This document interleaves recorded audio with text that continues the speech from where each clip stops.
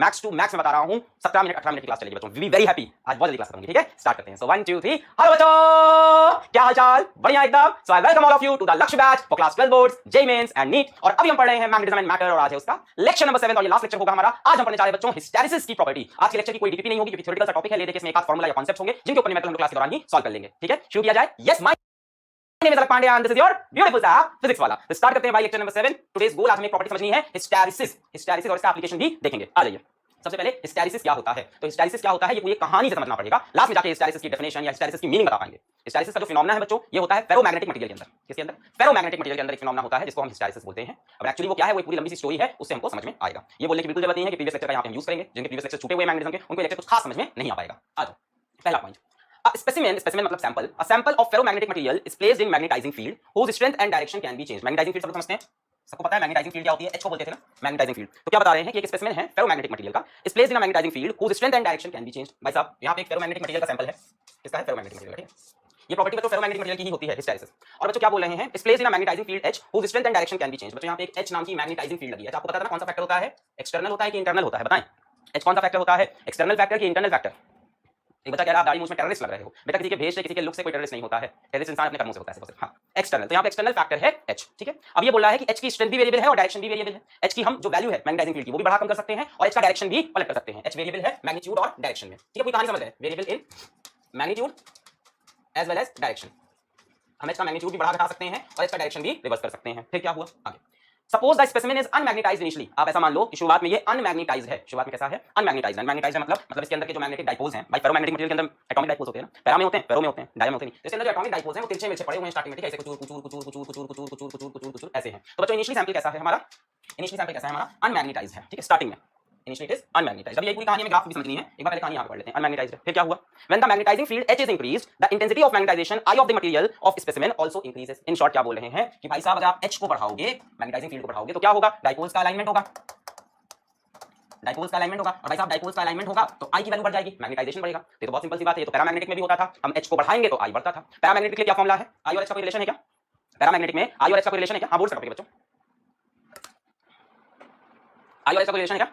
I और H का कोई रिलेशन है, I equal to zeta H होता था ना कि I डायरेक्टली प्रोपोर्शनल होता है H के। पर बच्चों फेरोमैग्नेटिज्म में ये रिलेशन ट्रू नहीं होता, मैंने बताया था पिछले लेक्चर में बता दिया था कि I equal to zeta H paramagnetic के लिए सही है, फेरो के लिए पूरी तरह से सही है। हां, पर H बढ़ाने पे I बढ़ता है। पर आपसे कोई यहां पे ये कह दे कि I is equal to zeta times of H तो बच्चों ये रॉन्ग हो जाएगा। किसके लिए? फेरोमैग्नेट्स के लिए। फेरोमैग्नेटिक सब्सटेंस के लिए I is equal to zeta H लिखना गलत है, डायरेक्टली प्रोपोर्शनल नहीं होता। यही तो कहानी है, इसी तो हिस्टैरिसीस बन गया। अगर बच्चों I is equal to zeta H ferromagnetic के लिए हो जाता तो आज हमारा घर में सो रहे होते, आज का लेक्चर ना बना होता। यही एक प्रॉपर्टी थी जिसके चक्कर में ये पूरा लेक्चर बना। पैरामैग्नेटिज्म में I is equal to zeta H is very easily valid, बहुत स्मूथली वैलिड है, बट यहाँ पे ये स्मूथली वैलिड नहीं। हाँ, ये जरूर है कि H बढ़ाने पे I बढ़ता जाता है। ठीक, आगे बढ़ते हैं। H बढ़ाया, अलाइनमेंट स्टार्ट हुआ, H बढ़ाया, अलाइनमेंट स्टार्ट हुआ। ठीक है भाई, H बढ़ाया, अलाइनमेंट स्टार्ट हुआ, बहुत बढ़िया भाई। हमने H बढ़ाया, हमने H इंक्रीज किया, अलाइनमेंट स्टार्ट हो गया, है ना, डाइपोल्स सेम लाइन में आना स्टार्ट हो गए। और भाई साहब H के बढ़ते ही क्या हुआ? H के बढ़ते ही I भी बढ़ गया, ये चीज हुई है। But I is equal to zeta H यहाँ पे नहीं लिख सकते, डायरेक्टली प्रोपोर्शनल नहीं लिख सकते हैं। क्लियर है बात? आगे बढ़ते हैं, आगे बढ़ते हैं। It is found that when the magnetizing field is made zero, the intensity of magnetization does not become zero, but still has some finite value। ये परेशानी है, ये परेशानी, असली परेशानी ये आई है। मान लो बच्चों मेरे पास कोई पैरामैग्नेटिक मटेरियल होता, कोई पैरामैग्नेटिक मटेरियल, सुनो ध्यान से बात, मेरे पास कोई पैरामैग्नेटिक मटेरियल होता। पैरामैग्नेटिक मटेरियल में मैं H की वैल्यू को जीरो कर देता, H जीरो कर देता। अगर मैं H की वैल्यू को जीरो कर देता यानी एक्सटर्नल मैग्नेटाइजिंग फील्ड ना लगाऊं तो I की वैल्यू क्या आएगी? I is equals to zeta H। अब जीटा की वैल्यू कुछ भी हो I जीरो हो जाएगा। ये पैरामैग्नेटिक में होता था। फेरोमैग्नेटिक में ये चीज नहीं हो रही है, बड़ा दर्द है। फेरोमैग्नेटिक में क्या हुआ कि आपने H लगाया, अभी अनमैग्नेटाइज्ड है, अभी सैंपल कैसा है? अनमैग्नेटाइज्ड है। कहानी है भाई, कहानी समझनी पड़ेगी वरना याद कर लेना लास्ट में। कहानी सुनने का मन नहीं है, याद करना। हाँ, अभी शुरू में क्या है? सैंपल अनमैग्नेटाइज्ड है। अब आपने H बढ़ाया, डाइपोल्स अलाइन हुए, H बढ़ाया, डाइपोल्स अलाइन हुए, आपका मन भर गया। अब आपने कहा इस H को हम बंद कर देते हैं, हम एक्सटर्नल मैग्नेटिक फील्ड को बंद कर देते हैं, मैग्नेटाइजिंग फोर्स को हम बंद कर देते हैं। अब हमारे दिमाग में क्या चल रहा है कि भाई साहब इसको मैं मैग्नेटाइजिंग फोर्स नहीं दूंगा तो ये कहां से डाइपोल अलाइन करेगा? इसका तो मैग्नेटाइजेशन जीरो हो जाएगा। हमारे दिमाग में यही चलेगा ना कि भाई साहब एक्सटर्नल मैग्नेटाइजेशन अगर बंद कर दें, मैग्नेटाइजिंग फोर्स अगर हटा दें, जीरो कर दें तो इसका तो मैग्नेटाइजेशन खत्म हो जाना चाहिए। पर भाई साहब ये धाकड़ खिलाड़ी है, तुम H जीरो कर दोगे, इसका I जीरो नहीं होगा। यही सारा खेल है आज का। अगर बच्चों फेरोमैग्नेटिक मटेरियल आपने लिया है, अगर आपने फेरोमैग्नेटिक मटेरियल लिया है, अगर आपने फेरोमैग्नेटिक मटेरियल लिया है और H को जीरो कर दिया, H को जीरो कर दिया, I जीरो नहीं होगा, I जीरो नहीं होगा। आपने कहा हम एक काम करते हैं, हम एक काम करते हैं, इस सैंपल का H जीरो कर देते हैं, एक्सटर्नल मैग्नेटिक फील्ड या मैग्नेटाइजिंग फोर्स जीरो कर देते हैं, डाइपोल्स पूरी तरह से वापस नहीं आएंगे, थोड़े से अभी भी, थोड़े से अभी भी, थोड़े से अभी भी अलाइन रह जाएंगे।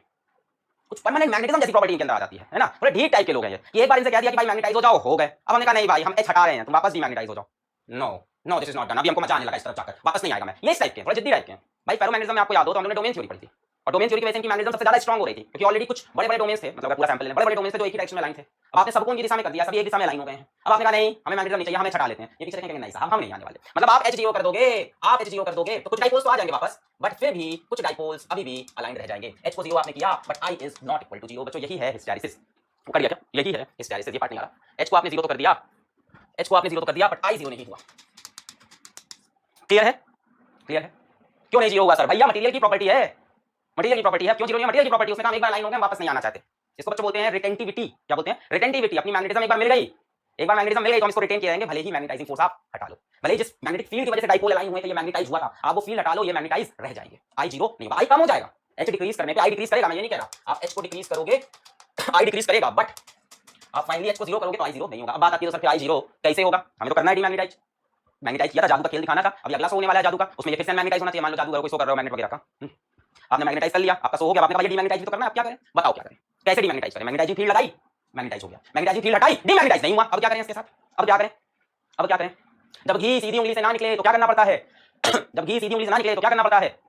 हीटर पे रख दो सर खुद से निकल आएगा चम्मच से निकाल लो, तब उंगली टेढ़ी करनी पड़ती है। तो अब हमें बच्चों एक अपोजिट मैग्नेटाइजिंग, कई लोग कह रहे हैं टेंपरेचर लगा दो, मैं उनकी बात से कुछ हद तक सहमत हूं। कई लोग बच्चे कह रहे हैं टेंपरेचर बढ़ा दो, है ना, कुछ मन नहीं कर रहा है इसको जला देते हैं, धुआं धुआं कर देते हैं। मेरे टेंपरेचर बढ़ाने से मटेरियल की प्रॉपर्टीज में भी तो लॉस होगा, है? टेंपरेचर लगाओगे भाई, सिर्फ मैग्नेटिज्म की प्रॉपर्टी थोड़ी ना, टेंपरेचर की वजह से एक्सपैंड भी कर जाएगा, ये मेल्ट भी तो कर सकता है, बाकी प्रॉपर्टीज भी तो खराब। आपने गर्म कर दिया, अगला शो करने कैसे जाओगे? फूल गया ऐसे, ये गल गया, तो भाई टेंपरेचर बढ़ाने से और प्रॉपर्टीज खराब हो सकती है। मान लो आपने ये मटेरियल लगा रखा है ट्रांसफार्मर के अंदर, मजाक की बात थोड़ी ना हो रही, आप साइंस पढ़ रहे हो, ये ट्रांसफार्मर में लगा हुआ था, अब आप कहोगे उसका टेंपरेचर बढ़ा दे, बढ़ाओ, ट्रांसफार्मर लगा टेंपरेचर बढ़ा दो, जल गया, धूम धूम धूम, तुमको तो बड़ा मजा आया, बड़ा मजा आता है ना, ये उड़ा ट्रांसफार्मर धूम, तुमको बड़ा मजा आता है। स्कूल का जब जनरेटर का ट्रांसफार्मर होता है क्या तो मजा आता है, धूम धूम, उसका तुम लोग आवाज निकाल लगते हो, धूम धूम क्लास में टेबल पीटने लगते हो। पर भाई साहब ओवरऑल तो लॉस हो जाएगा ना, टेंपरेचर बढ़ाना कोई सही रास्ता थोड़ी ना, तो बहुत टेढ़ा रास्ता है, उसमें तो आप मटेरियल की प्रॉपर्टीज यूज कर दोगे और डेंजर अलग कॉज कर रहे हो। तो जो सही रास्ता है वो ये है कि अपोजिट मैग्नेटाइजिंग फील्ड लगा दो।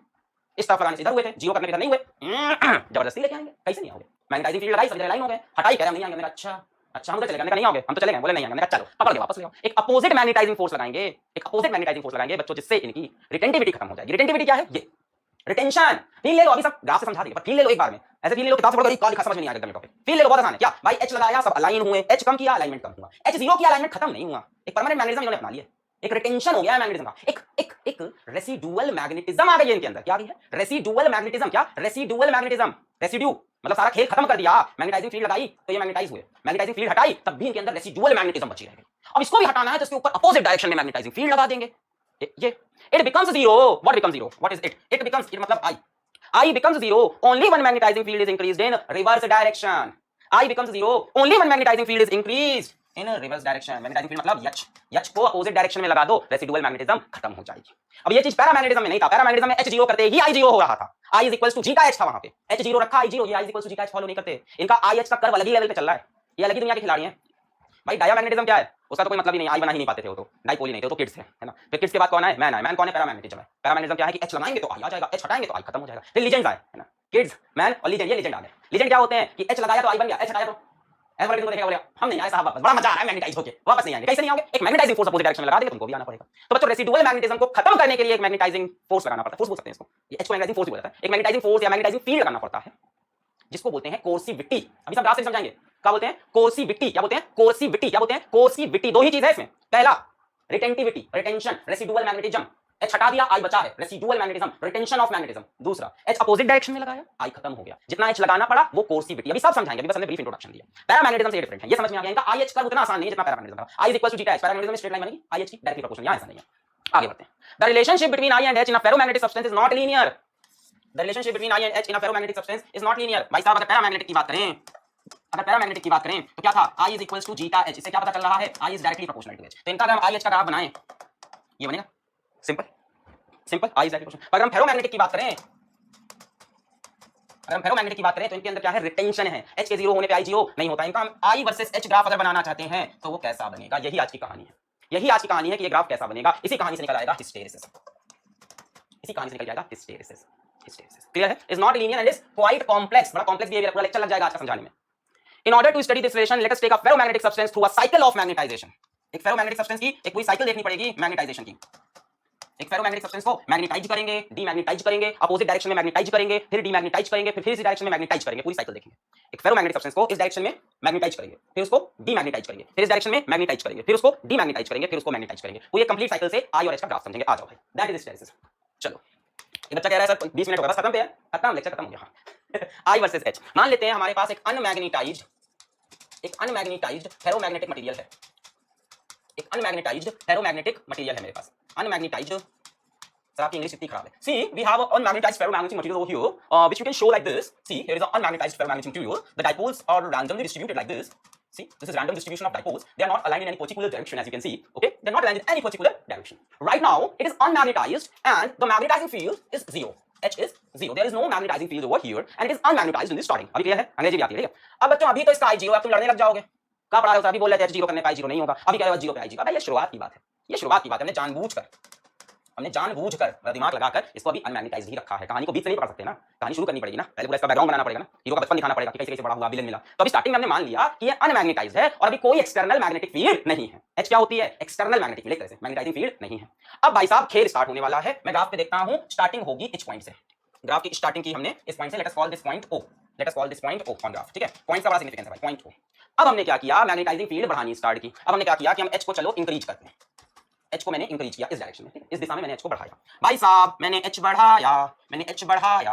H बढ़ाते ही डाइपोल टिंग डिंग डिंग डिंग टिंग डिंग डिंग डिंग टिंग डिंग डिंग डिंग टिंग डिंग डिंग डिंग टिंग डिंग डिंग डिंग, सभी डाइपोल अलाइन होना स्टार्ट हो गए। यानी H को इंक्रीज करने पर I भी इंक्रीज हुआ, H को इंक्रीज करने पर I भी इंक्रीज हुआ। पर याद रखना लीनियर वेरिएशन नहीं है, लीनियर रिलेशन नहीं है। इंक्रीज तो हो रहा है but don't say that I is directly proportional to H, ये बोलते ही खेल गलत हो जाएगा, ये रॉन्ग है। ऐसा नहीं होगा, बस H इंक्रीज करने पे I इंक्रीज। कैसे हुआ? ग्राफ देखो, ग्राफ बना हुआ है, सदियों से बनता आ रहा है, कोई नया ग्राफ नहीं बना पाएंगे, ठीक है? जैसा बनता है वैसे ही बनाएंगे। ग्राफ बना हुआ था, ठीक है? ये बन गया, चिची ऊपर चढ़िया होंगे, ये बन गया इसका ग्राफ, ठीक है ना? थोड़ा और सुंदर, एक बार लास्ट बार प्लीज मुझे एक मौका दे दो। हाँ ठीक है, ये बन गया ग्राफ। आपने H बढ़ाया I बढ़ा, H बढ़ा I बढ़ा, H बढ़ा I बढ़ा, H बढ़ा I बढ़ना बंद हो गया। जरा देखो, ऐसा नहीं है कि H बढ़ाते जाओ तो I बढ़ता जाएगा, एक समय के बाद H बढ़ाने पे I बढ़ना बंद भी हो गया। अब ये क्या चीज है? मान लेते हैं बच्चों खेल में एक जगह आ गई है, एक समय आ गया है जिसको हमने बोला A, जिसको हमने बोला A पर क्या हुआ आओ देखते हैं, A पर क्या हुआ और देखते हैं A पर क्या हुआ। हम पहुंच गए A पर, ठीक है? मेरी स्टेज बच्चों A को हम लोग बोलते हैं सैचुरेशन या सैचुरेशन पॉइंट। सर ये क्या है सैचुरेशन पॉइंट? एक बात बताओ, जो तुमने सैंपल लिया है उसके अंदर finite number of atomic dipole होंगे कि इनफाइनाइट होंगे? हाँ करोड़ों होंगे, अरबों होंगे, खरबों होंगे, बट फाइनाइट तो होंगे ना, फाइनाइट तो होंगे, फाइनाइट ही तो होंगे कि इनफाइनाइट होंगे? फाइनाइट होंगे, ठीक है? ठीक है, फाइनाइट होंगे। हाँ तो हमने कहा कि इसके अंदर फाइनाइट डाइपोल है, बहुत बढ़िया, इसके अंदर फाइनाइट डाइपोल है। अब बच्चों क्या हुआ? इनफाइनाइट बच्चों, फाइनाइट करोड़ों होंगे, अरबों होंगे, खरबों होंगे, ट्रिलियंस होंगे, मिलियंस होंगे, बट फाइनाइट तो एक नंबर होगा। अच्छा मान लो इसके अंदर 1000 डाइपोल है, हजार एटॉमिक। आपने H बढ़ाया 10 डाइपोल अलाइन हुए, H और बढ़ाया 100 अलाइन हुए, H और बढ़ाया 500 अलाइन हुए, H और बढ़ाया 6000 अलाइन होंगे, H और बढ़ाया 10000 अलाइन होंगे। अब H और बढ़ाएंगे तो भैया कैसे और अलाइन होगा? जितने डाइपोल थे खत्म हो गए। मान लेते हैं इसके पास 10000 एटॉमिक डाइपोल थे टोटल। आपने H बढ़ाया 10 अलाइन होंगे, H और बढ़ाया 100 अलाइन, H और बढ़ाया 500, H और बढ़ाया 6000 अलाइन होंगे, H और बढ़ाया 10000 अलाइन होंगे, H और बढ़ाओगे भाई डाइपोल ही खत्म हो गया। अब किसको अलाइन कराएं हम? मुझे युद्ध करने जाना था, मैंने कहा सैनिकों, मेरे कौन सैनिक है सर, कहाँ राजा बन रहे हो, खुद ही लड़ोगे। एनीवेज मान लेते हैं कि मैं राजा हूं, ठीक है? मैं कहीं का टीचर राजा हूं, तो मैंने बोला कि मेरे को युद्ध लड़ना, मैंने कहा सैनिकों आक्रमण, है ना? तो भाई आक्रमण किए 10 सैनिक, बाकी तो बात सुन नहीं रहे थे हम, छोटे से हमारी बात, हमने कहा सैनिकों आक्रमण, फिर और गए, तो मैंने कहा सैनिकों आक्रमण, फिर और गए, मैंने कहा सैनिकों आक्रमण, सैनिक ही खत्म हो गए। अब हम कितनी भी मैग्नेटाइजिंग फोर्स लगा लें भाई, यहाँ पे सैनिक खत्म हो गए, डाइपोल खत्म हो गए, अलाइनमेंट कैसे होगा? जितनों को लड़ना था लड़ने जा चुके हैं, लड़ाई झगड़ा कर रहे हैं वाले, खच खच खच खच, है ना? I don't promote this, okay? Anyways example बड़ा था, आजकल तो बड़ा दिक्कत है, कुछ भी बोल दो तो ऑनलाइन, है ना? तो ठीक है ऐसा चल रहा था, तो मैं सच्चाई ले रहा हूं, I am fighting for truth, okay? मैं बहुत गंदे लोग से लड़ रहा हूं, हां ठीक है सही। हां तो भाई यही तो बात है ना, लास्ट में डाइपोल ही खत्म हो गए तो अलाइनमेंट कैसे होगा? जितनी लड़ाई हो सकती थी हो रही है। मैग्नेटाइजेशन कहां आ गया? सैचुरेशन पे आ गया। कहां पे आ गया? Saturation. All existing atomic dipoles are aligned along H के डायरेक्शन में जितने भी एग्जिस्टिंग डाइपोल थे अलाइन हो गए। बच्चों इसको सैचुरेशन पॉइंट बोलते हैं। और इस टाइम जो मैग्नेटाइजेशन हो रखा है, इस समय जो मैग्नेटाइजेशन हो रखा है उसको बोलते हैं आई सैचुरेशन, सैचुरेशन का मैग्नेटाइजेशन। और यहां तक आने के लिए जो मैग्नेटाइजिंग फील्ड लगी है उसको बोलते हैं एच सैचुरेशन, यानी सैचुरेशन पे लगने वाली मैग्नेटाइजिंग फील्ड। इससे ज्यादा लगाने पे कोई फर्क नहीं पड़ेगा। यहां तक ये सबको समझ में आ गया। अब क्या किया जाए? अब हमने कहा कि हम एच को वापस लेकर जाएंगे, हमने कहा एच को हम वापस लेकर जाएंगे। कहानी आगे बढ़ी, इतनी कहानी हो गई है, इतनी कहानी बना लेते हैं, ठीक है? इतनी कहानी बना लेते हैं।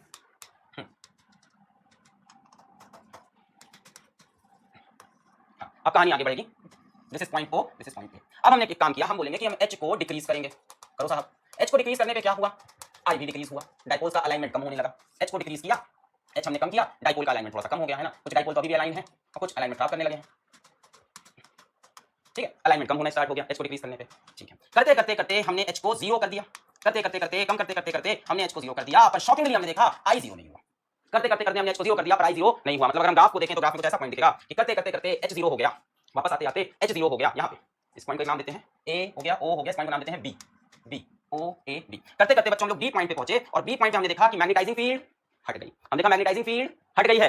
हमने क्या देखा? कि मैग्नेटाइजिंग फील्ड हट गई है, फिर भी मैग्नेटाइजेशन जीरो नहीं हुआ। यहाँ पहुंचे, मैग्नेटाइजिंग फील्ड हट गई है, B पॉइंट मैग्नेटाइजिंग फील्ड हट गई है बट मैग्नेटाइजेशन जीरो नहीं हुआ। बच्चों इसको हम लोग बोलते हैं O से लेके B, ओ से लेके बी, इसको बच्चों हम लोग बोलते हैं रिटेंशन या रिटेंटिविटी या रेसिडुअल मैग्नेटिज्म, कि भाई साहब मैग्नेटाइजिंग फील्ड हटाने के बाद भी इसके पास मैग्नेटाइजेशन बचा हुआ है, मैग्नेटाइजिंग फील्ड हटाने के बाद भी इसके पास मैग्नेटाइजेशन बचा हुआ है। ओबी को बच्चों हम लोग बोलेंगे रिटेंटिविटी, या इसको आप बोल सकते हो रिटेंशन, या इसको आप बोल सकते हो residual magnetism, residual magnetism, residual magnetism. ठीक है, इसको हम लोग कैसे लिख सकते हैं, इसको हम ऐसे लिख सकते हैं रिटेंटिविटी को ability to retain magnetism even when magnetizing force या magnetizing field, even when magnetizing field H is removed, H को रिमूव कर दिया फिर भी मैग्नेटाइजेशन की प्रॉपर्टी बची हुई, इसको बोलते हैं रिटेंटिविटी, या क्या बोलते हैं, ध्यान दें वर्ड्स पे, रिटेंटिविटी या रिटेंटिविटी या क्या बोलते हैं, रिटेंशन, या क्या बोलते हैं, रेसिडुअल मैग्नेटिज्म। क्लियर है,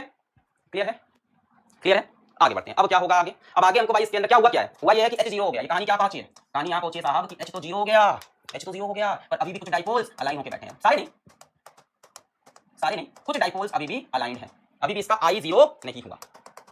ऐसा क्यों बच्चों, क्योंकि फेरोमैग्नेटिज्म की अपनी प्रॉपर्टी है, बड़ी जिद्दी मैग्नेट, बड़ी ढील मैग्नेट है। हमने कहा कि सैनिकों युद्ध खत्म वापस लौटा सैनिक, हमने कहा सैनिकों युद्ध खत्म वापस, कुछ सैनिक को मजा आ गया लड़ने में, वॉरियर थे वो, बड़ा मजा आ रहा है, वो वापस ही नहीं आ रहे, मेरी बात नहीं सुन रहे हैं, मैं यहाँ से अनाउंस कर रहा हूँ लाउडस्पीकर लाके, सैनिकों युद्ध खत्म, वो सुन नहीं रहे, वो लड़े जा रहे हैं। उनके अंदर एक वॉरियर की प्रॉपर्टी थी, तो फेरोमैग्नेटिक मटेरियल के अंदर मैग्नेटिज्म की इतनी अच्छी प्रॉपर्टी है कि वो एक बार जाग गई तो जल्दी खत्म नहीं होती। हमने कहा यार युद्ध तो बंद करना है, अब युद्ध खत्म करना है, टीवी देखने का समय हो गया, शाम के रात में कैसे युद्ध चलाएं, तो हमने कहा युद्ध कैसे बंद होगा, हमें जाना पड़ेगा, सैनिकों को पकड़ खींच कर वापस लाना पड़ेगा, यानी उल्टी दिशा में फोर्स लगानी पड़ेगी, पकड़ लाना पड़ेगा। तो हमको इसके साथ ये करना पड़ेगा बच्चों, क्या करना पड़ेगा, अभी तक ग्राफ कितना बना है, अभी तक ये ज़ूम बाय ज़ूम, और बताओ, और ये ज़ूम बाय ज़ूम कितना बना है, this is point O, this is point A, this is point what B, okay okay, this is H saturation, this is I saturation, this is retentivity OB, यहां तक पहुंचे अभी हम लोग। अब हमने कहा नहीं भाई हमें तो जीरो करनी है मैग्नेटिज्म इसकी, तो क्या करना पड़ेगा जीरो करने के लिए, क्या करना पड़ेगा जीरो करने के लिए, टू मेक या टू रिड्यूस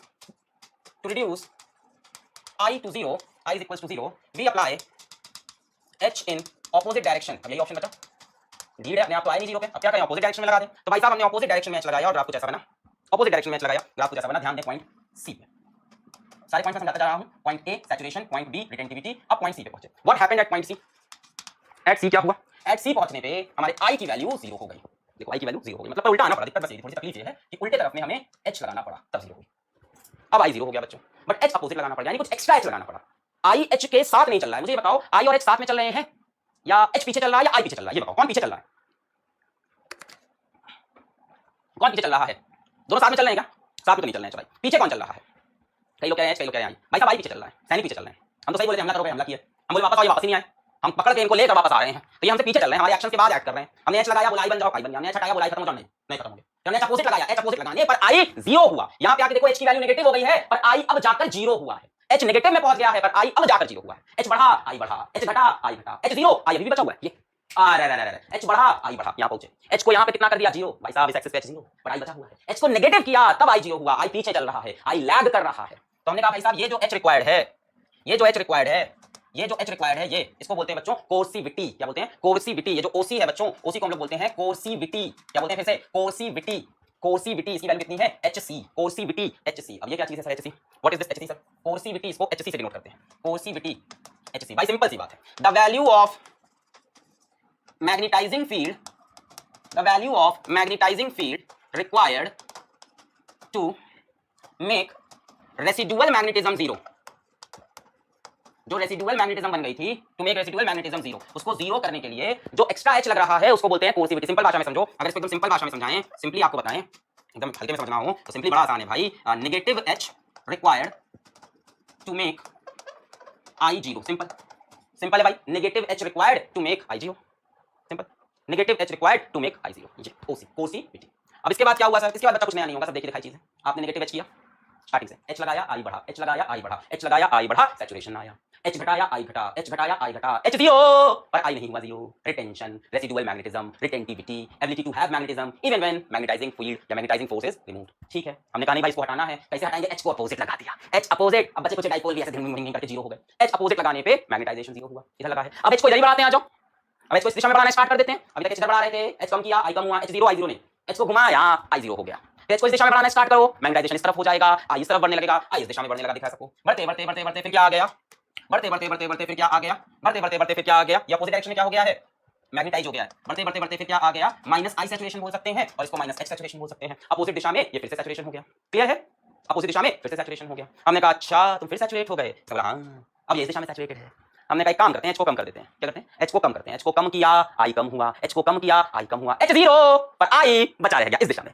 एच बढ़ा दिया था, आई बढ़ गया था। एच कम किया, आई कम, एच कम किया, आई कम, एच जीरो पर आई बचा रह गया। यानी यहां से ग्राफ जब आगे बढ़ेगा तो ऐसा पहुंचेगा यहां पे, ए यहां पे पॉइंट्स नाम A B C, let this be D, let this be E. बच्चों what is O E? What is O E? Can anyone tell me? Can anyone tell me? Can anyone tell me what is O E? कौन बताएगा ओ ई क्या है? ओ ई क्या है? ओ ई क्या है? ओ ई क्या है? रिटेंटिविटी। बहुत बढ़िया, आपने क्या किया? एच को कम किया, आई कम हुआ। एच को कम किया, आई कम हुआ। एच को जीरो, आई अभी भी बचा रह गया। रिटेंटिविटी तो ओ ई एज अगेन रिटेंटिविटी। ठीक है भाई साहब, एच को कम किया, आई कम, एच को कम किया, आई कम, H zero, I is not zero. अब क्या करें बताओ? अब क्या करें? आगे क्या करें बताओ? एच जीरो हो गया, आई नहीं जीरो हुआ। अब क्या करें? अब क्या करें? H zero, I not zero. H को फिर से किधर लगा दें? अपोजिट डायरेक्शन में। एच को फिर से किधर लगा दें? अपोजिट डायरेक्शन में। अपोजिट डायरेक्शन में एच लगाने पर ये कंप्लीट हो गया। अपोजिट डायरेक्शन में एच लगाने पर किसी एफ पॉइंट पर पहुंचने पर आई क्या हो गया? जीरो हो गया। What is O F? Can you tell me what is O F? What is O F? What is O F? What is O F? What is O F? What is O F? Coercivity. What is O F? Coercivity. जो भी नए बच्चे join किए हैं उनके लिए एक important सूचना, लाइव चैट में आप कुछ भी लिख सकते हैं। बस इसका जो रिजल्ट है वो आपको 2-3 दिन में समझ में आ जाएगा। लाइव चैट में जो भी उल्टी सीधी बातें, अब्यूसिव वर्ड्स और इसको यूज करेगा for giving their Instagram ID, their phone number, यहां पे आप कोशिश कर रहे हो कि आपको आशिकी मिल जाए, तो ये आशिकी वाशिकी हम यहां पे टॉलरेट बिल्कुल नहीं करेंगे। जीवन बर्बाद कर लोगे भाई साहब, जिंदगी पड़ी है आशिकी निभाने के लिए, अभी पढ़ाई कर लो। मैंने कहा था ना कि अब जिससे भी मोहब्बत होगी एग्जाम के बाद होगी, तो अभी भाई टाइम बहुत बचा हुआ है। अभी सोचो अपने माँ बाप के बारे में जिन्होंने तुम्हारे पर पैसा लगाया, इस बैच के लिए पैसा दिया, स्कूल के लिए पैसा देंगे, फॉर्म के लिए पैसा देंगे। एक बार उस माँ बाप के बारे में सोच लो। तुम लोग को लगता है लड़की प्यार करती है, लड़का प्यार करता है, असली प्यार तुमसे तुम्हारे माँ बाप करते हैं, थोड़ा उनके बारे में भी सोच लिया करो। तो जो कई बच्चे मैंने देखा क्लास में, पता नहीं किस दिमाग के क्लास में, hey Riya you want my Instagram ID, hey Payal ये मेरी इंस्टाग्राम आईडी ले लो, ये ले लो मेरा फोन नंबर ले लो, any girls mail me, any girls message me. तू कितना खाली यार जीवन में, तू क्या कर रहा है जीवन में? तेरे माँ बाप तुझ पे क्यों पैसा लगा रहे हैं इतना? तेरे को पाल पोस क्यों बड़ा किया यार? एक बार अपनी मम्मी की तरफ लड़के देख लो। अनकंडीशनल लव उसी को कहते हैं भाई साहब। ये जो तुम इसको प्यार समझते हो ना, ये प्यार नहीं होता है, ये सौदा होता है। ये प्यार नहीं होता है। यहाँ दुनिया में तुमको लगता है लड़का यहाँ पे मिल गए 2 साल के 1 साल के पहले मिले, तुमको 6 महीने के लिए मिले, सर ये मेरा अनकंडीशनल लव है, ये मेरे को किसी भी कंडीशन में प्यार करेगा। अभी 12 के बाद बाहर सब्जी लगा बेचोगे ना स्कूल के, कोई प्यार नहीं करेगा, तुम्हारी माता तुमको प्यार करेगी। अनकंडीशनल लव जिंदगी में सिर्फ तुमको तुम्हारी मम्मी और तुम्हारे पापा करते हैं। पापा थोड़ा बोलते कम है, बस इसी बात है। थोड़ा उनका ध्यान दो, पढ़ाई लिखाई करो। तो यही बता रहा हूँ कि चैट का यूज आप अब्यूसिव वर्ड्स लिए करोगे, आप यहाँ पे ये सब सोचोगे कि आशिकी हो जाए, तो आप ब्लॉक हो जाओगे चैट से और वापस आने का ऑप्शन नहीं है। आप क्लासेस नहीं बंद होगी, आप क्लासेस देखते रहोगे, आपको रिकॉर्ड लेक्चर्स मिलेंगे, सब मिलेगा, पर आप चैट से ब्लॉक हो जाओगे। So don't do that. Let's go back. याद रखना अनकंडीशनल लव जिसको तुम समझते हो कहीं से अनकंडीशनल नहीं है। चलो भाई, ये बन गया क्लियर है? तुम कैसे भी दिखते हो, सच्चाई सुन लो, तुम कैसे भी दिखते हो, तुम कोई भी काम करते हो, तुम्हारी मम्मी तुमको हमेशा प्यार करेगी, तुम्हारा पापा तुमको हमेशा प्यार करेगा। तुमको उनकी डांट खराब लगती है ना, कि तुमको मीठा बोलना है लोग पसंद है जीवन में। तुम यार भूल गए हो तुमको कौन पाल पोस के बड़ा किया है? तुम इस लायक बन किसकी वजह से पाए हो? बस सोचा करो यहाँ से किसकी वजह से बनता है, जिनसे तुम सीधे मुंह बात नहीं करना चाहते हो, जिनको तुम अवॉइड करते हो, जिनसे तुम दिन में 100 झूठ बोलते हो, और किनके लिए बोल रहे हो जो तुम्हारे सगे नहीं है। जब भी तुम्हारे पर मुसीबत पड़ जाए सब गायब हो जाते हैं, फिर लास्ट में कहां पहुंचते हो? पापा के पास। अब भले ही वो डांटते हो, मारते हो, पीटते हो, तुमको दुनिया से भी बचाते हैं लास्ट में, याद रखना। चलो वापस आते हैं। तो भाई साहब ये है, क्लियर हुई बात? ये खेल है पूरा, ये बन गया पूरा हमारा हिस्टैरिसीस लूप। क्या बन गया? Hysteresis loop. क्लियर है? हिस्टैरिसीस लूप ये पूरा कुछ था ही नहीं, दो ही प्रॉपर्टी मेरे को समझानी थी। एक रिटेंशन, रिटेंशन क्या है? H0 करने का I0 नहीं हुआ। एक कोर्सिविटी, कितना नेगेटिव H लगा दें कि I0 हो जाए। और क्या है इसमें? अब इसमें और क्या है अब समझ में आएगा, आगे बढ़ते हैं। यहां तक क्लियर हुआ रिटेंशन कि H0 करने का I0 नहीं हुआ, कोर्सिविटी कितना नेगेटिव H लगाएं कि I0 हो जाए। क्लियर है? क्लियर है? साइकिल समझ में आ गया सभी को? अगर साइकिल नहीं समझ में आ गया, O से A को थोड़ी देर के लिए छोड़ दो, साइकिल ये होगी ना पूरी कंप्लीट। पूरी कंप्लीट साइकिल देखते हैं, A से B, B से C, ठीक है ना? A से B, B से पूरी कंप्लीट साइकिल देखते हैं। साइकिल क्या है? A से गए B, B से गए C, C से गए D, D से गए E, E से गए F और F से गए वापस A। ये है कंप्लीट साइकिल, है ना? अब भाई साहब A से B क्या है? देखो A से B क्या है? क्या कोशिश कर रहे हो आप? डीमैग्नेटाइज करने की कोशिश कर रहे हो। B से C क्या है? डीमैग्नेटाइज हो गए। A से C में डीमैग्नेटाइजेशन हुआ, यहां से कंप्लीट यहां तक में डीमैग्नेटाइजेशन हुआ, है कि नहीं? I0 हो गया भाई, यहां से आने पे I0 हुआ। फिर C से D में क्या हुआ? अपोजिट डायरेक्शन में मैग्नेटाइज हो गए, फिर से मैग्नेटाइज हो गए अपोजिट डायरेक्शन में। फिर D से E, E से F क्या हुआ? डीमैग्नेटाइज हो गया फिर से। फिर F से A में क्या हुआ? फिर से मैग्नेटाइज हो गए। तो बच्चों ये हो गई हमारी पूरी साइकिल। F से चलो, यहां से यहां मैग्नेटाइज, डीमैग्नेटाइज, अपोजिट डायरेक्शन में मैग्नेटाइज, डीमैग्नेटाइज। क्लियर हुआ? F पॉइंट देख लो, F F F को देखो, F को देखो, F को देखो। F से A मैग्नेटाइज इस दिशा में, F से A मैग्नेटाइज इस दिशा में, F से A मैग्नेटाइज इस दिशा में। H बढ़ा, I बढ़ा, H बढ़ा, I बढ़ा। A से C तक आए, क्या हुआ? डीमैग्नेटाइजेशन। यहां क्या I0 हो रहा है? डीमैग्नेटाइज। C से D मैग्नेटाइज, C से D भाई, F से A मैग्नेटाइज, A से C डीमैग्नेटाइज I0, C से D इस दिशा में मैग्नेटाइज अपोजिट डायरेक्शन में, है? D से F डीमैग्नेटाइज इस दिशा में भी डीमैग्नेटाइज हो गए। F से A वापस मैग्नेटाइज। क्लियर है? Magnetize, demagnetize, magnetize opposite direction, demagnetize. This is complete hysteresis cycle या हिस्टैरिसीस लूप बोल दो इसको। हिस्टैरिसीस लूप बोलो या इसको हिस्टैरिसीस साइकिल बोल दो। साइकिल लिख दे। क्लियर है? F से स्टार्ट करो, F से A इस दिशा में मैग्नेटाइज, I की वैल्यू हो गई सैचुरेशन। A से C डीमैग्नेटाइज, I की वैल्यू 0। C से D इस दिशा में मैग्नेटाइज हो गए। D से F डीमैग्नेटाइज हो गए। F से A इस दिशा में मैग्नेटाइज। क्लियर? बहुत बढ़िया। हिस्टैरिसीस, अब समझते हैं हिस्टैरिसीस क्या होता है, सारी कहानी खेल खेलने के बाद। हिस्टैरिसीस बच्चों एक ग्रीक वर्ड है जिसकी मीनिंग है लैगिंग और डिलेड। लैगिंग और डिलेड। भाई कौन डिले कर रहा है? कौन है जो पीछे पीछे आ रहा है? कौन आगे चल रहा है? बताओ। Who is lagging? Who is lagging? H और I। H और I पीछे आ रहा है, H आगे भाग रहा है, H इधर हो गया, I इधर हो गया, H 0 हो गया, I अभी भी बचा है, H नेगेटिव हुआ तब I पलट के 0 हुआ, H इधर बढ़ा तब I बढ़ा, H 0 हुआ, I अभी भी बचा है, H पलट कर नेगेटिव हुआ तब I 0 हुआ, I पीछे चल रहा है। तो बच्चों यही है hysteresis, the phenomena of the lagging of intensity of magnetisation I behind the magnetising field H in ferromagnetic materials is known as hysteresis. ये है, is known as hysteresis. Clear है भाई साहब? हिस्टैरिसीस क्या होता है? The phenomena of lagging of intensity of magnetization behind the magnetising field H in ferromagnetic materials. अब ध्यान से सुनो, बड़ी इंपॉर्टेंट बात लिखी है यहाँ पे, वेरी इंपॉर्टेंट, सभी लोग खुद से पढ़ें, मैं समझाता हूं। I does not retrace its path when H is reversed। सुनो ध्यान से, I does not retrace its path when H is reversed। H लगाया, H को 0 किया, I 0 नहीं हुआ। I जिस रास्ते से गया था उस रास्ते से वापस नहीं आया, वापस लाने के कान पकड़ के इधर घुमाना पड़ रहा है, एक अपोजिट मैग्नेटाइजिंग फील्ड लगानी पड़ रही है। I does not retrace its path when H is reversed, that is value of I is not unique for unique H। ये बड़ा इंपॉर्टेंट है, ये बड़ा इंपॉर्टेंट है। That is value of I is not unique for unique H। ये समझना है, फिर से पढ़ो, इस लाइन को पढ़ो, इसकी मीनिंग समझ आनी चाहिए आपको। Value of I is not unique for unique H। H की एक वैल्यू के लिए I की कोई एक वैल्यू फिक्स्ड नहीं है। ग्राफ देखते हैं, इसके लिए ग्राफ देखो वापस, एक बार ग्राफ देखो, फील आ जाएगा इस बात एकदम बढ़िया से। ये देखो, मान लो मैं H की एक वैल्यू ले लूं, यहाँ पे H है ना, इस H की वैल्यू के लिए I की ये वैल्यू भी है और इस H की वैल्यू के लिए I की ये वैल्यू भी है। मान लो यहाँ H की वैल्यू है 2, H की वैल्यू 2 के लिए I की वैल्यू ये भी है 4 और ये भी है 6। H की एक वैल्यू पर I की दो वैल्यू दिखाई पड़ रही है, नेगेटिव में चाहो यहाँ देख लो, H की एक वैल्यू पर I की दो वैल्यू है, एक ये वाली एक ये वाली। एक बार बना के दिखाते हैं, किसी और पेंसिल में डाल देंगे उसको, ठीक है। मान लो हरा पेन ले लिया मैंने, H की ये वैल्यू है मान लो, है ना, H की वैल्यू कुछ है यहाँ पे, ठीक है। मैंने H की ये वैल्यू ली, एक यूनिक H के लिए यूनिक I एग्जिस्ट नहीं करता, मैंने H की वैल्यू ले ली भाई। H की इस वैल्यू के लिए I की दो वैल्यू है, एक ये आया क्या? हाँ, यहाँ पे 3 वैल्यू हो रही है, बट तो साइकिल की बात कर रहे हैं, तुम YouTube से देख के आए हो। हम साइकिल वहाँ पे बताऊंगा 3 दिखेगी, हमारे 3 दिखेगी, मतलब यूनिक वैल्यू नहीं है। H की इस वैल्यू पे I की ये भी वैल्यू है, ये भी वैल्यू है। तो यही मैं बता रहा कि H की यूनिक वैल्यू के लिए I की यूनिक वैल्यू नहीं है। इस बात से कवि हमसे क्या कहना चाह रहा है, इस बात का हम क्या अर्थ निकालेंगे, है ना, हिंदी में कुछ भी अर्थ निकल आता है। इस बात से कवि हमसे क्या कहना चाह रहा है, जीवन में कितने भी संघर्ष हो ठीक है, H की एक वैल्यू के लिए I की मल्टीपल वैल्यूज है, H की ये वैल्यू उठाई, I की ये वैल्यू भी हुई, I की ये वैल्यू भी। तो बच्चों इस बात से हमें ये समझ में आ रहा है कि जो I की वैल्यू है वो हिस्ट्री ऑफ सैंपल पे डिपेंड करती है। रिपीट, वो हिस्ट्री ऑफ सैंपल पे डिपेंड करती है। भाई पैरामैग्नेटिक के लिए बड़ा खेल आसान था, पैरामैग्नेटिक के लिए खेल बहुत आसान था। पैरामैग्नेटिक की बात करूं मैं तो पैरामैग्नेटिक में I is equals to zeta H। H की एक वैल्यू के लिए I की एक वैल्यू थी, पैरामैग्नेटिक में H की एक वैल्यू के लिए I की एक वैल्यू थी, पर यहाँ ऐसा नहीं है, यहाँ H की एक वैल्यू के लिए I की दो वैल्यू निकल रही है। अब ये डिपेंड करता है कि आप कौन सी I की वैल्यू मांग रहे हो। H की इस वैल्यू के लिए I की एक वैल्यू ये है और एक वैल्यू ये, भाई यहाँ समझो, ये H मैंने लिया, H की इस वैल्यू की I की वैल्यू ये हुई, एक वैल्यू, तो आप कौन सा I मांग रहे हो, मैग्नेटाइज करते वक्त या डीमैग्नेटाइज करते वक्त। The value of I depends on history of the sample. Sample की हिस्ट्री क्या है, क्या कर रहा है, प्रोसेस कौन सा हुआ है, अभी मैग्नेटाइजेशन की साइकिल में है कि डीमैग्नेटाइजेशन की साइकिल में है, तभी हम बता पाएंगे। H की इस वैल्यू के लिए I की ये वैल्यू भी है, I की ये वैल्यू भी, देखो सीरियसली दिखाऊं भाई साहब ये रहा, देखो H की इस वैल्यू के लिए I की ये वैल्यू भी है और ये वैल्यू भी है। तो डिपेंड करेगा कि क्या कर रहा है, अभी पिछले में क्या हुआ है, मैग्नेटाइजेशन चल रहा है कि डीमैग्नेटाइजेशन चल रहा है। क्लियर हुआ? बहुत बढ़िया। हाँ, instead it depends on history of the sample, it depends on history of the sample. यहाँ पैरामैग्नेटिक्स में ध्यान से देखो, पैरामैग्नेटिक्स ध्यान देखो, for unique H unique I, unique मतलब होता है बच्चों, मतलब यूनिक मतलब यूनिक होता है जो हम लोग, फॉर यूनिक H मतलब H की एक वैल्यू के लिए यूनिक I होता था, पर यहाँ ऐसा नहीं है, यहाँ डिपेंड करता है हिस्ट्री ऑफ सैंपल में। हिस्टैरिसीस की ये मीनिंग विकिपीडिया पे दी होती है, हिस्टैरिसीस की ये मीनिंग विकिपीडिया में होती है कि कोई फिजिकल क्वांटिटी हिस्ट्री पे अगर डिपेंड करे, कोई फिजिकल क्वांटिटी हिस्ट्री पे अगर डिपेंड कर रही है, करंट से उसकी वैल्यू नहीं पता लगा सकते, अभी जो हो रहा है उससे वैल्यू नहीं, हिस्ट्री पे डिपेंड करके क्या हुआ था उसको भी बच्चों हिस्टैरिसीस बोलते हैं। Overall hysteresis is lagging of intensity of magnetization behind the magnetism. अब ध्यान से इंपॉर्टेंट इन्फॉर्मेशन बच्चों, very important. The area of IH loop is directly proportional to energy lost per cycle per unit volume. Energy lost per cycle per unit volume। जरा ध्यान से देखो भाई साहब, ये हिस्टैरिसीस लूप, हमने H लगाया I बना, H लगाया I बना, H लगाया I बना, H कम किया I कम, H कम किया I come, H 0 I not 0, H को घुमाकर नेगेटिव किया तब I 0 हुआ, यानी कुछ एनर्जी एक्स्ट्रा देनी पड़ रही है। This is not a completely reversible process. बच्चों जो रिवर्सिबल प्रोसेस होते हैं, रिवर्सिबल मतलब क्या होता है, केमिस्ट्री चला रहा हूं थोड़ा, फिजिक्स में भी थर्मो में पढ़ते हो। रिवर्सिबल प्रोसेस बच्चों वो होते हैं जो जिस रास्ते से गए हैं उसी रास्ते से लौटकर चले आएंगे। ये रिवर्सिबल तब होता जब ये इसी लाइन पे जाता और इसी लाइन पे लौट आता, OA के अलोंग जाता, OA के अलोंग लौट आता, OA अलोंग जाता, O के अलोंग लौट आता। तो रिवर्सिबल। ये भैया नॉन रिवर्सिबल प्रोसेस है, एनर्जी इसमें वेस्ट हो जा रही है। कहां जा रही है एनर्जी, कहां गई एनर्जी, खराब होगी भाई, तुमने एनर्जी लगाई, मैग्नेटाइज हुआ, तुमने एनर्जी वापस ली, पर ये डीमैग्नेटाइज नहीं हुआ ना, तुमको एक्स्ट्रा एनर्जी इस तरफ लानी पड़ी तब ये डीमैग्नेटाइज हुआ। मान लो तुमने एनर्जी लगाई 10 जूल, ये मैग्नेटाइज हो गया, तुमने एनर्जी 10 को 0 किया, ये डीमैग्नेटाइज नहीं हुआ, कुछ एनर्जी खा गया ये, अब तुमको नेगेटिव डायरेक्शन में एनर्जी लगानी पड़ रही है इसको 0 करने के लिए। This is not a reversible process, this is irreversible process. Energy waste हो रही है, कहां जा रही है एनर्जी, एटमॉस्फेयर में जा रही है, बढ़िया आंसर है, कहां गई, वापस लाने में जा रही है। बच्चों ये एनर्जी चली गई आपकी 2-3 जगह चली गई है, बेसिकली हीट में चली गई है, क्वांटम मैकेनिक्स में चली गई है। अब क्वांटम मैकेनिक्स क्या होता है बच्चों, एटॉमिक लेवल की जो साइंस होती है उसको क्वांटम मैकेनिक्स कहते हैं। तो वहां पे काइनेटिक एनर्जी के अंदर, पोटेंशियल एनर्जी के अंदर, इस तरह की कई एनर्जी में वेस्ट हो गई है, हीट एनर्जी में एनर्जी चली गई है, और किसमें जाएगी, लाइट तो बनेगी नहीं, बाकी इसकी और कौन सी प्रॉपर्टी, और भी प्रॉपर्टी है। तो बच्चों आप ये बोल सकते हो this energy is wasted in quantum mechanics और हीट।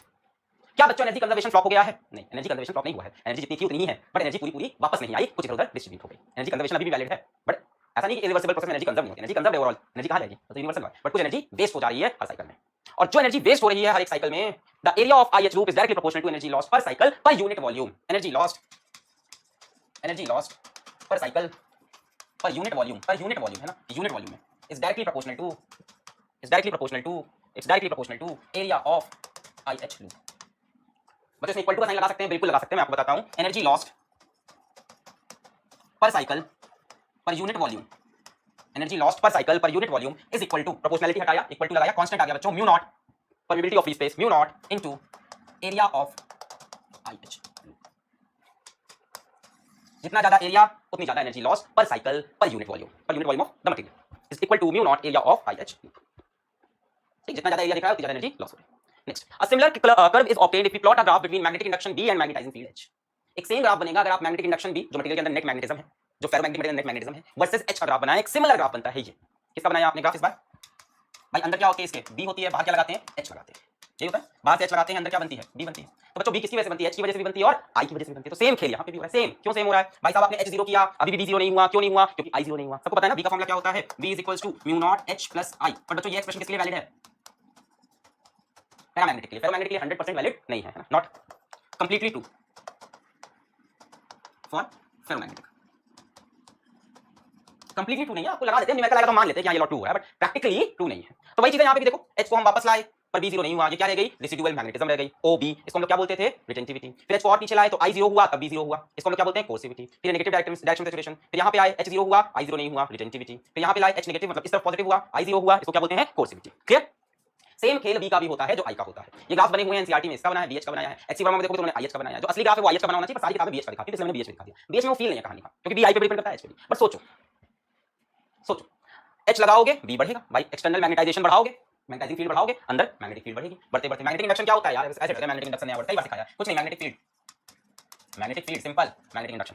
तो आपने H बढ़ाया B बढ़ा, H कम किया B 0 नहीं हुआ, क्यों नहीं हुआ, डायपोल लाइन है। H को नेगेटिव किया तब B 0 हुआ, इसको बोला कोर्सिविटी, रिटेंटिविटी। सेम कहानी, कुछ चेंज नहीं होगा, ये अपनी रिटेंटिविटी है, कोर्सिविटी। हां, energy loss per cycle per unit volume area of BH loop, ये एक चीज चेंज हो गई। अगर BH लूप है तो उसका एरिया सीधा सीधा एनर्जी लॉस के इक्वल है, अगर IH लूप है तो म्यू नॉट से मल्टीप्लाई करना पड़ेगा, ये एकदम सही है। और अगर यही energy loss per cycle per unit volume आपको IH से चाहिए तो क्या लिखोगे, mu naught times of area of IH loop. बस यही डिफरेंस है, सिर्फ यही डिफरेंस है BH और IH कर्व में। एनर्जी लॉस पर यूनिट वॉल्यूम, जितना ज्यादा एरिया उतनी ज्यादा एनर्जी लॉस, चाहे BH कर्व दिखे, चाहे IH कर्व दिखे, चाहे BH कर्व दिखे, चाहे IH कर्व दिखे, जितना ज्यादा एरिया उतनी ज्यादा एनर्जी लॉस। अगर एनर्जी लॉस की वैल्यू पूछ लिया तो एरिया कैलकुलेट करना पड़ेगा, एरिया गिवन हुआ किसी तरह से, तो is equals to area of BH loop या mu naught times of area of IH loop. आगे अगला topic, soft and hard ferromagnetic materials application. Soft and hard ferromagnetic material, soft and hard ferromagnetic material, और उसको समझते हैं graph से, hysteresis curve से। Soft ferromagnetic materials, hard ferromagnetic materials. These are the ferromagnetic materials in which the magnetization I disappears after the removal of magnetizing field. These are the ferromagnetic materials which retains magnetization even after the removal of the magnetizing field. ये दोनों बातें 100% सच नहीं है, ये ऊपर ऊपर से बताया, ये दोनों बातें 100% सच नहीं है। These are the ferromagnetic materials in which the magnetization disappears after the removal. इसको छोड़ देते हैं हम लोग, इसको मैं हटा दूंगा, इसको आगे बढ़ते हैं। ये बच्चों सच है। हार्ड और सॉफ्ट की कोई डेफिनेशन पढ़ना, जो मैं पॉइंट्स बताऊंगा वो समझना। डेफिनेशन किताबों में लिखी है, पर उसको मैंने काट दिया। आपकी किताब में कोई डेफिनेशन मिले आपको हार्ड फेरोमैग्नेटिक और सॉफ्ट फेरोमैग्नेटिक मटेरियल्स की, वो गलत है। यदि कोई डेफिनेशन पकड़ लेना, ये गलत कह रहा है। ये बोल रहे हैं these are the ferromagnetic materials in which the magnetization disappears after the removal of the magnetizing field। ये बोल रहे हैं कि H 0 करने पे I 0 हो जाता है, जो कि गलत है। किताब में डेफिनेशन मिलेगी, इसको ट्रू नहीं मानना, ये गलत है। ये बोल रहे हैं इसको बोलते हैं सॉफ्ट, ऐसा कुछ नहीं है, ऐसा हो गया तो ये फेरोमैग्नेटिक नहीं है। ये तो बोल रहे हैं these are the ferromagnetic materials in which the magnetization disappears, I 0 हो गया after the removal of magnetizing field। H 0 करने पे I 0 नहीं भाई, फिर तो ये फेरोमैग्नेटिक ही नहीं है। तो ये डिफरेंस गलत दिया हुआ है, याद रखना, दिस इज रॉन्ग। ये डेफिनेशन मत पकड़ना। तो सर कैसे समझ में आएगा, अब बताते हैं कैसे समझ में आएगा। इससे थोड़े बहुत ग्राफ दिखाई पड़ रहे हैं B और H के, थोड़े बहुत ग्राफ दिखाई पड़ रहे हैं B और H के, B वर्सेस H दिखाई पड़ रहा है। बच्चों ये सॉफ्ट फेरोमैग्नेटिक मटेरियल का ग्राफ है, ये हार्ड फेरोमैग्नेटिक मटेरियल का ग्राफ है। क्या क्या डिफरेंस है वो निकालने स्टार्ट करते हैं। बच्चों बात करते हैं, सबसे पहले पॉइंट्स में बात करेंगे, यही डिफरेंस है असली, सच्चाई वाला डिफरेंस यही है जो पॉइंट्स में लिखूंगा, जो मैं पॉइंट्स लिखूंगा वही सच्चाई वाला डिफरेंस है। चलो दोनों में से ये बताओ, कोर्सिविटी की बात करते हैं, किसकी कोर्सिविटी कम है और किसकी ज्यादा है, किसकी कम है, सॉफ्ट की हार्ड की। कोर्सिविटी किसकी कम है, सॉफ्ट की हार्ड की। मैं हट जाता हूं, कोर्सिविटी किसकी कम है, सॉफ्ट की हार्ड की। कोर्सिविटी किसकी कम है, सॉफ्ट की हार्ड की, सॉफ्ट की। सभी को दिख रहा है ये छोटी सी कोर्सिविटी, ये ना कोर्सिविटी, और इसकी कोर्सिविटी बहुत ज्यादा। सो लो कोर्सिविटी। What is coercivity? What is coercivity? What is coercivity? The value of magnetizing field required to make residual magnetism zero. Low coercivity और इसका लिखेंगे high coercivity। बच्चों ये डिफरेंस है, डेफिनेशन में मत फंसना, मैं एकदम डिटेल डिफरेंस एक पॉइंट बताऊंगा। चलो सेकंड पॉइंट, लो कोर्सिविटी हाई कोर्सिविटी। ठीक है, बहुत बढ़िया, लो कोर्सिविटी हाई कोर्सिविटी। अच्छा, किसमें एनर्जी लॉस कम होगा, सॉफ्ट में कि हार्ड में? किसमें एनर्जी लॉस कम होगा, किसमें एनर्जी लॉस कम होगा, किसमें एनर्जी लॉस कम होगा? सॉफ्ट में। बहुत पतला एरिया है, लेस एनर्जी लॉस। ठीक है, बहुत अच्छी अच्छी किताबों में भी ये गलत दिया हुआ है, बहुत अच्छी अच्छी किताबों में। यहाँ पे मोर एनर्जी लॉस, लेस या लार्ज बोल देते हैं, less energy loss, large energy loss. ठीक है, मैं लेस की जगह लिख देता हूँ, स्मॉल वर्ड यूज करूंगा। ठीक है, I am using word small, small energy loss, large energy loss. Third point, बच्चों रिटेंटिविटी किसकी ज्यादा है, रिटेंटिविटी किसकी ज्यादा है? रिटेंटिविटी किसकी ज्यादा है, रिटेंटिविटी किसकी ज्यादा है? अब सोचो, देखो आराम से डायग्राम देखो दोनों। रिटेंटिविटी बच्चों ये होती है कि कितनी मैग्नेटिज्म रिटेन कर रखी है, कितनी मैग्नेटिज्म रिटेन कर रखी है, कितनी मैग्नेटिज्म रिटेन कर रखी है जब मैग्नेटाइजिंग फील्ड हटा दी है, कितनी मैग्नेटिज्म बचा रखी है। रिटेंटिविटी किसकी ज्यादा है? आराम से देखो डायग्राम को। मैं यहाँ पे रखता हूँ पेन, यहाँ तक आया, फिर यहाँ तक आया। अच्छा, इसमें देखा जाए, अब बताओ, अब बता दो, ये देख के बिना बता पाओ तो क्या फायदा। रिटेंटिविटी किसकी ज्यादा है? यहाँ देखो, रिटेंटिविटी किसकी ज्यादा है? यहाँ देखो, सॉफ्ट में सभी को दिख गया, वेरी गुड। कुछ किताबें इसमें गलत लिख देती हैं और बोल देती हैं कि रिटेंटिविटी हार्ड मैग्नेट की ज्यादा है, जो कि गलत बोल देती हैं बच्चों। इसकी हाई रिटेंटिविटी होती है और इसके कंपैरिजन में इनकी लो रिटेंटिविटी होती है। What is retentivity? कि कितनी मैग्नेटिज्म बचा के रखेंगे अपने अंदर। आप मैग्नेटाइजिंग फील्ड हटा दो, आप मैग्नेटाइजिंग फील्ड हटा दो, हमारे अंदर मैग्नेटिज्म बची रहेगी। बट यार इन दोनों में डिफरेंस क्या है ना, समझो जरा इसको। अभी इनसे कुछ मटेरियल बनने हैं जीवन में, ट्रांसफॉर्मर बनाना है, परमानेंट मैग्नेट बनाना है, किससे बनाएंगे, किससे बनाएंगे, किससे प्रॉपर्टी पे डिपेंड करेगा।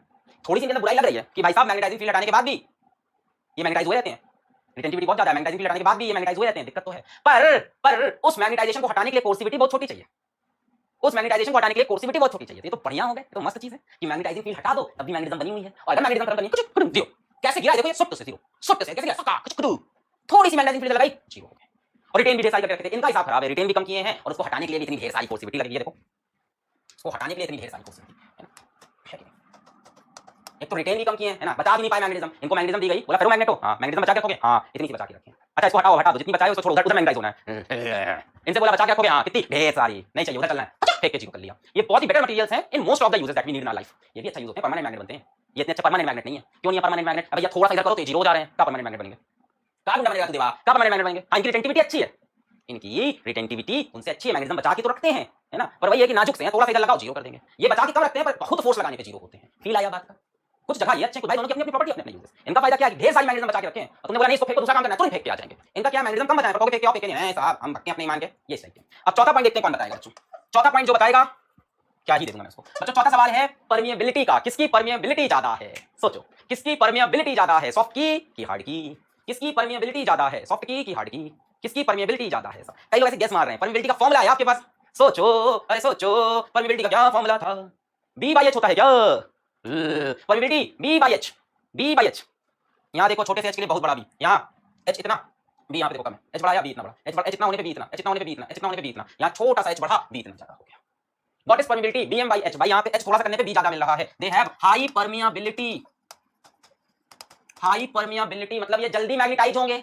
परमिएबिलिटी मतलब क्या कि h में से कितना भी रखेंगे। एक टॉपिक से पढ़ाया था, क्या था, B/H, कितना h लगाने पे कितना भी बनेगा। परमिएबिलिटी क्या था, कितना h लगाने पे कितना भी बनेगा, कितना h लगाने पे कितना भी बनेगा। इसमें थोड़ा सा h लगाओ, ढेर सारा भी मिलेगा। मैग्नेटाइज बहुत जल्दी हो जाएंगे और डीमैग्नेटाइज भी बहुत जल्दी हो जाएंगे, दोनों चीज। h हटाने पे भी हट भी जाएगा, मैग्नेटाइज भी जल्दी होंगे और डीमैग्नेटाइज भी जल्दी होंगे। वेयरएज ये थोड़े से जिद्दी हैं, दे हैव हाई, ये क्या हो जाएगा, लो परमिएबिलिटी। सस्पेक्टिबिलिटी के बारे में क्या कहते हो, जीटा के बारे में क्या ख्याल है, जीटा के बारे में क्या ख्याल है, सस्पेक्टिबिलिटी के बारे में क्या कहते हो, जीटा के बारे में क्या ख्याल है तुम्हारा, सस्पेक्टिबिलिटी जीटा। परमिएबिलिटी का फॉर्मूला लिख दूं क्या क्वेश्चन में कहीं, तुम याद कर पाओ चौथे पॉइंट के लिए, जीवन में याद रखो चौथे पॉइंट के लिए, mu is equals to B/H से लाया हूं। और जीटा के बारे में क्या ख्याल है तुम्हारे बच्चों, जीटा के बारे में? भाई जीटा तो म्यू से प्रोपोर्शनल होता था, भूल गए? Mu r is equals to 1 plus zeta, जिसका म्यू ज्यादा होगा उसका म्यू आर ज्यादा होगा, उसका जीटा ज्यादा होगा। Mu r is equals to 1 plus zeta. भाई साहब जिसका म्यू ज्यादा उसका म्यू आर ज्यादा तो उसका जीटा भी ज्यादा, जिसका म्यू ज्यादा उसकी रिलेटिव परमिएबिलिटी ज्यादा, उसकी जीटा भी ज्यादा। So they have high susceptibility also, high susceptibility whereas they have low susceptibility। susceptibility क्या होता था, I is equals to zeta h, याद है? I is equals to zeta h, इसका I ज्यादा है, इसका जीटा ज्यादा है, इसका I भी ज्यादा होगा।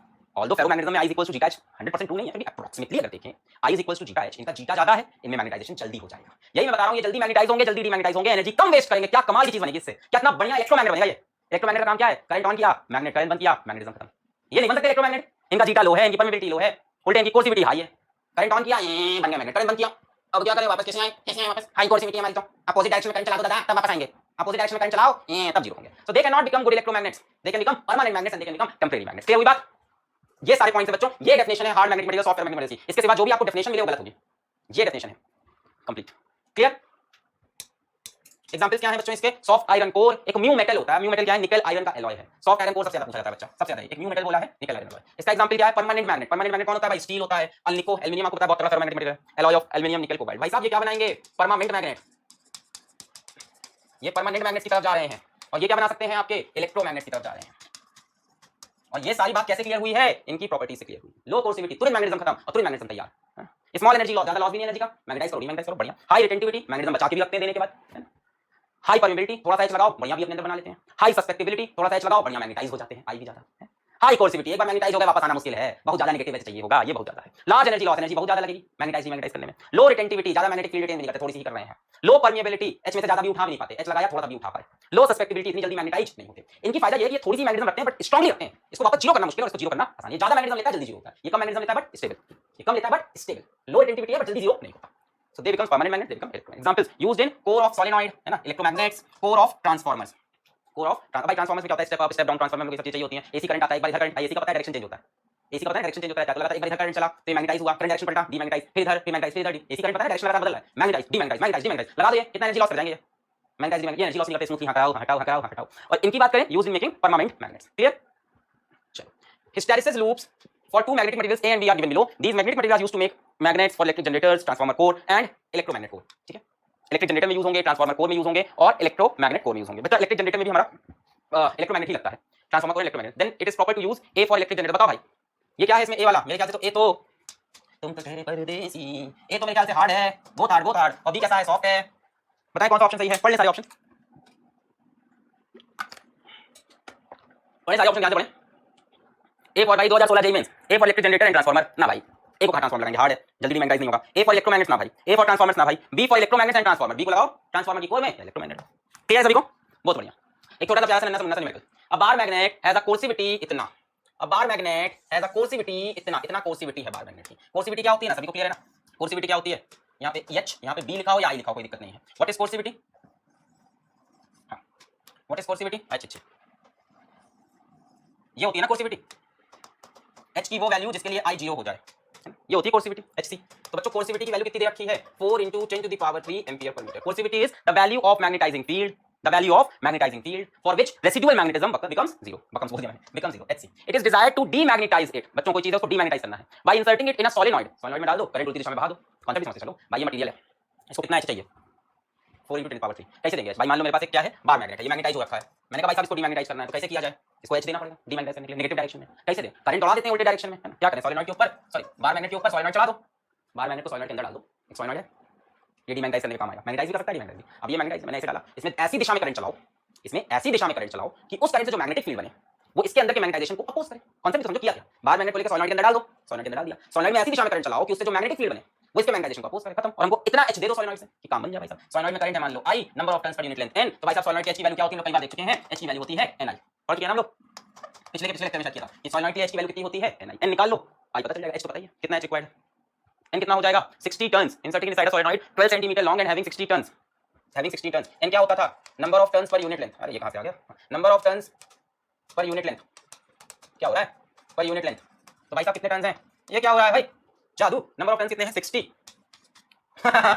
बहुत, हां 60 inside a solenoid 12 centimetre long, नीचे 12 सेंटीमीटर है ना, तो इसको मीटर में कन्वर्ट कर लिया जाए, 0.112 है ना, सेंटीमीटर में दिया ना 12 सेंटीमीटर, तो इसको मीटर में चेंज करना पड़ेगा, नंबर ऑफ टर्न्स पर यूनिट लेंथ चाहिए उसको, 60 टर्न है 12 सेंटीमीटर, तो 60/0.12 लिख दिया मैंने, ठीक है ना। तो कितना हो गया 60/12 × 100 है ना, पॉइंट हटाया ऊपर चला गया, 12 पंजे 60 500, बोलो सही है, क्या पॉइंट हटाया ऊपर 2 0 500, क्या है यहाँ अब तो नहीं हुआ 500, ठीक है 500 आ गया नंबर ऑफ टर्न्स। करंट कितना है हमको नहीं पता, वही तो निकालना था, खत्म करते हैं भाई, सवाल खत्म हो गया। H is equals HC is equals to Ni, HC कितना रिक्वायर्ड है 4 × 10⁻³ इज इक्वल्स टू 500 × I, ये पता नहीं क्या दुविधा हो रही है आज। यहाँ से I is equals to 4 × 10⁻³ upon 500, 4000 upon 500, 8 ampere, clear 8 ampere. बाकी स्मार्ट बोर्ड टेस्ट आते हैं, कल तक सही हो जाए तो अच्छी बात है, कल व्हाइट बोर्ड टाइम के आ जाएंगे वापस, हेलो बच्चों करके उसी पे लिख के पढ़ाएंगे मार्क्स से। एनीवेज आज की क्लास नहीं होती है समाप्त, आप लोग फॉर्मूला शीट तैयार रखो, 3 पेज की, जल्दी अनाउंसमेंट होगा, पहले पिछली वाली का मैं रिजल्ट निकाल दूं। सो ये चैप्टर कंप्लीट हुआ, इसको अच्छे से रिवाइज करो, फॉर्मूला शीट तैयार करो, पढ़ाई करते हैं, ऑल द वेरी बेस्ट।